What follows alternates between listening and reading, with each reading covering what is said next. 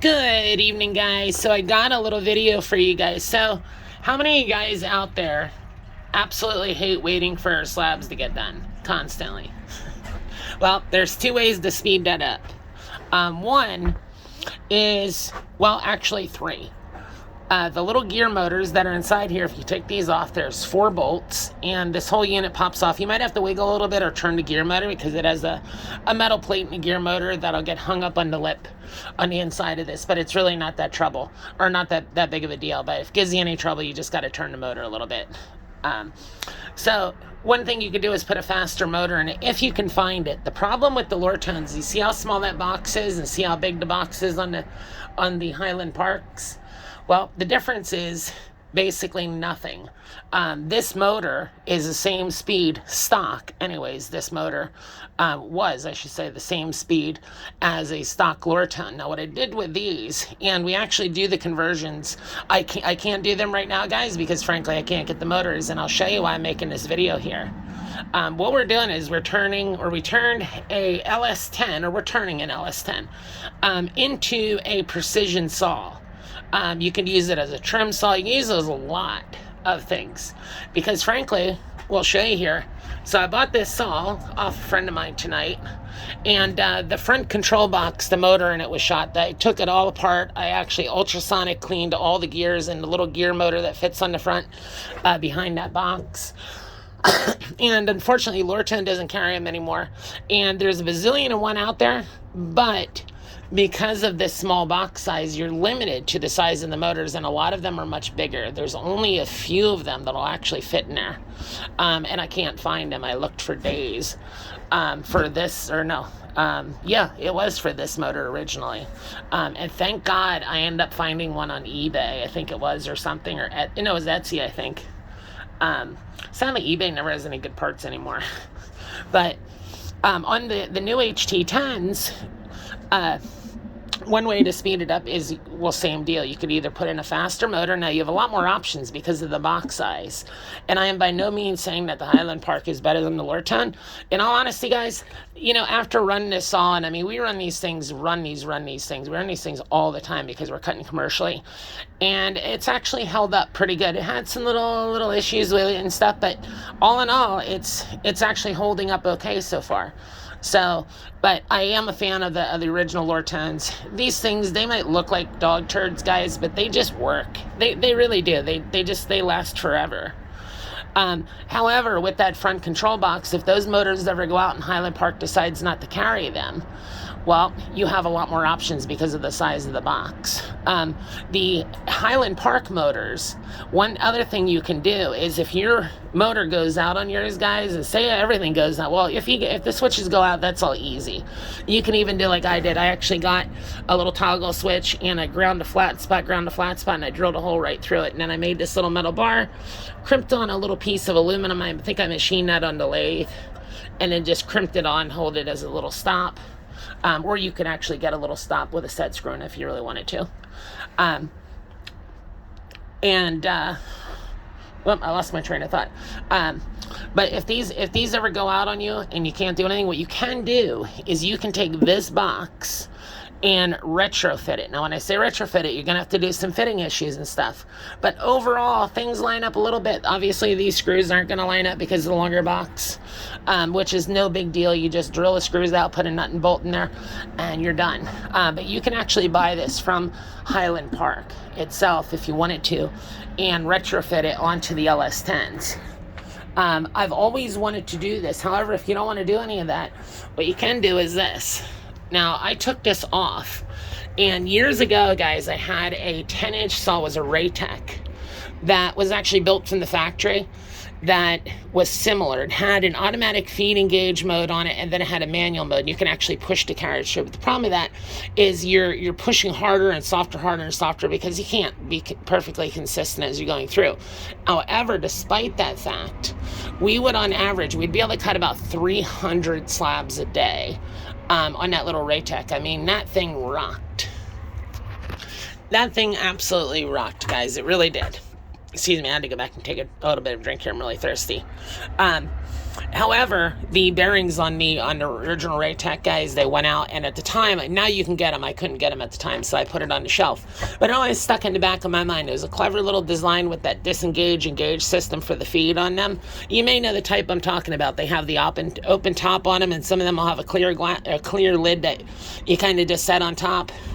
They love to spray oil all over the place. Well, what if you can do the same thing with this? So I got thinking, if you put a handle here in the front of this, your speed obviously is going to depend on how fast you turn it, obviously. However, your pressure will be the same, meaning that if I was hand feeding this thing all the way through and push it, like say I just disengaged this nut and I put like a shield up in the front here, and somehow I decided to reach over top there and I just push it through. Yeah, you could do that if you wanted to. Absolutely, it's another thing you could do, but you're going to get messy. But if you wanted the conveniences of an enclosed saw, but you still wanted that ability to go in a manual mode, if you're production cutting, guys, I'll show you a slab here. This was actually the very first slab that I cut on this saw. This saw was disgusting. I mean, it was in really nasty shape. The oil that in it was the oil that was in it was completely rancid.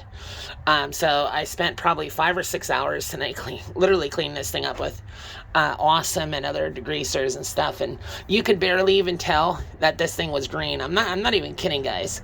It was that bad. But it's pretty much cleaned up now. I got her pretty good in there and put some oil in it. And this is the first slab.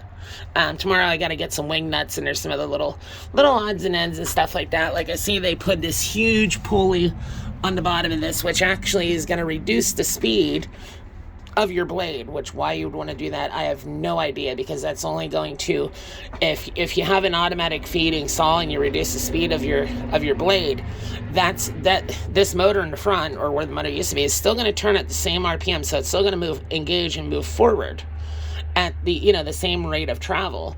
However, your blade is moving fast, so it can't cut as much rock. So that means that it's going to bind, or not, well, it might not bind up.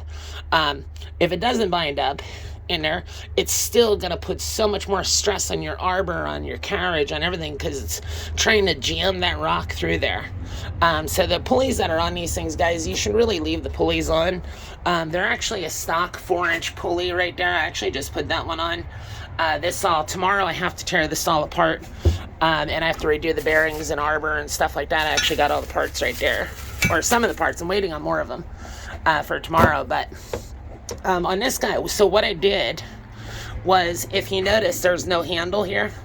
I did this on purpose tonight. I wanted to see, before I ordered parts, how much it could fit.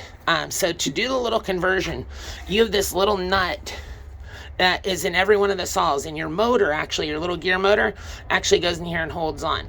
It has a 3/8 inch hole on one side, which is the inner side where your rod connects through on this little,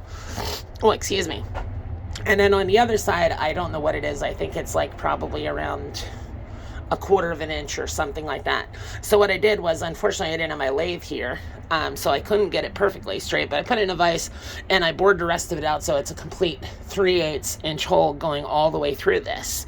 And mind you guys, I'm in the desert. I don't have a lot of stuff. I didn't have any, round stock or anything like that, so I did what I could. Here, I took the handle off the carriage over there. It's only on for a set screw. And I took a carriage bolt and I ground a little flat spot on it so the set screw can set in it. And then down here, I did the same thing. I ground down the little end of the carriage bolt so the set screw has something flat to sit on. And I realized that is way too long.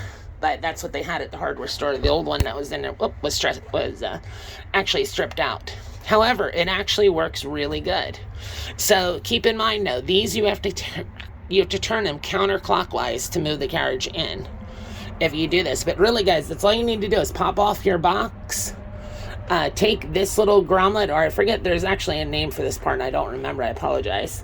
But take this little part, this little coupling, and bore it all the way out to 3/8 of an inch, put it in a vise and drill it. Or if you have a lathe, then you're really set up, then easy peasy. And get yourself a piece of round stock that's 3/8 of an inch, grind a little flat on it so the little Allen key has something to sit and lock onto so it doesn't freely spin.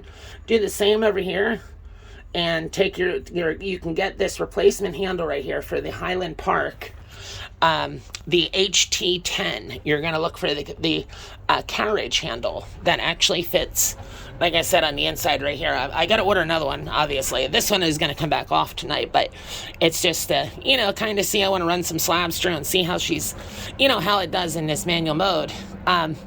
But you can order them. They're a couple bucks, so like $15 for the handle. So literally this conversion, guys, is going to cost you next to nothing.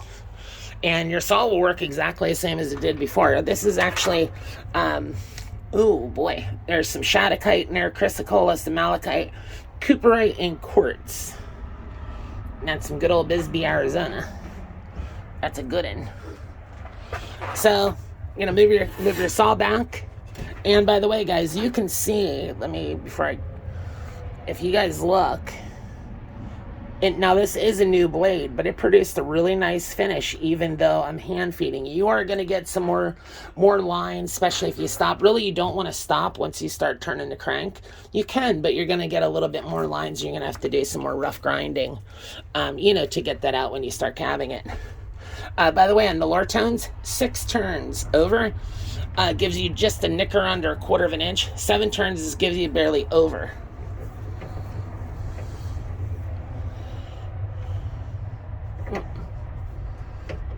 There's actually some play. Whoop.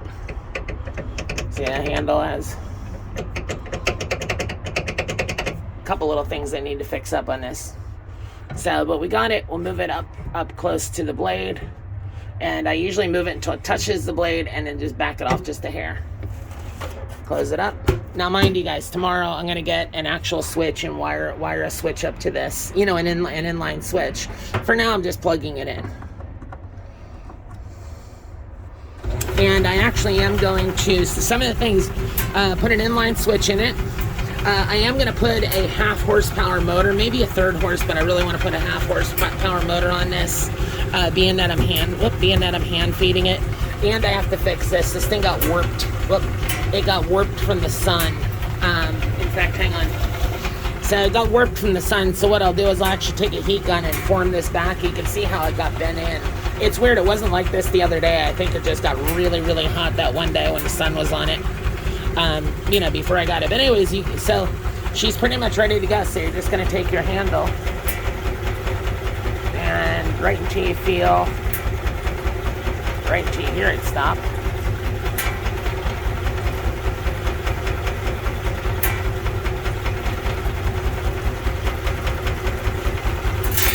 There you go. And what I was doing, guys, is just taking it nice and slow. You can go faster, especially if you change that pulley out on the side to a 4-inch pulley. Your speed of your motor will increase. And especially if you change out the motor to a more powerful motor, you can go a lot faster. You should be able to, once you change this out to a 1/2 horsepower motor, put the correct pulley on the end there, you should be able to turn this about double the speed of it. Now, mind you, you're going to have to sharpen your blades every about 15 to 20 slabs.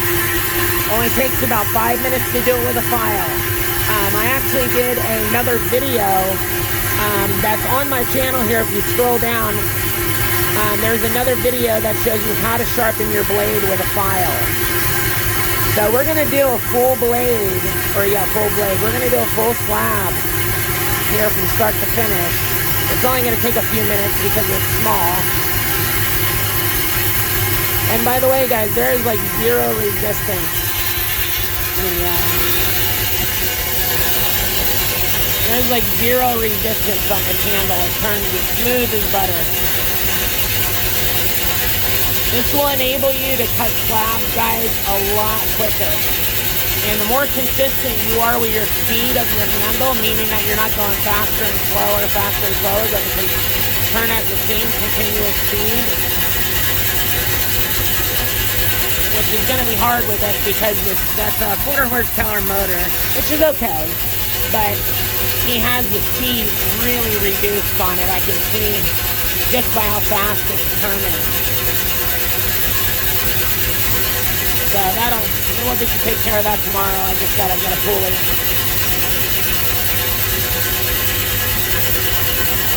And I'll probably end up putting a new arbor and bearings on this while I'm at it. But no, the arbor bearings are actually okay. But they're old. Very old. They don't sound too bad. I can hear a little bit of a rattle in them.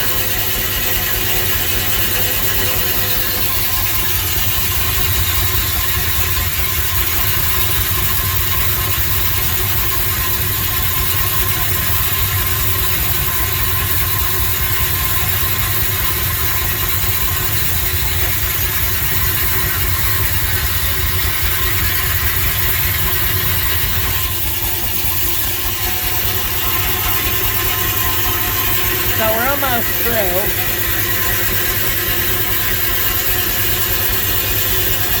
So I've set a couple other saws up, guys, in manual mode, some drop saws. I changed out, did some conversions on them. And we've actually taken our drop saw back east in our warehouse. We've taken that. It used to take about 20 to 30 minutes to cut a big slab, nice big slab. On it, now it takes 45 seconds to a minute and a half. Now when you get to the end, right before it's going to break off, I can't see it because I got this thing sitting on top. But when you get right near the end, you want to just not slow down a little there if it snapped off, but just stay consistent. That way the end of your slab doesn't, it doesn't like do the, sometimes when you get right near the end of the slab, the blade will like flake off and you'll have a little chip hanging off the side of your slab. So there you go, guys.